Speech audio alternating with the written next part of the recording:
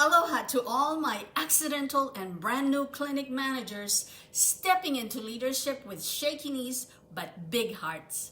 I'm Jules, and after nearly 3 decades of helping build one of Hawaii's top rheumatology clinic, I've mentored a lot of new managers who thought they had to know everything on day one. Let me save you some months of stress. The number one mistake new clinic managers make in their first 90 days is trying to fix everything at once.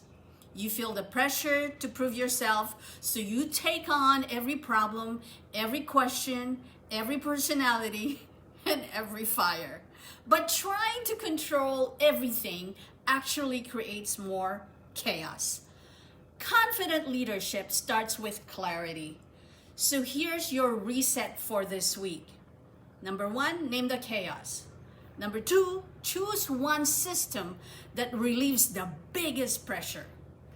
Move that one thing forward and celebrate the win, even if it's small.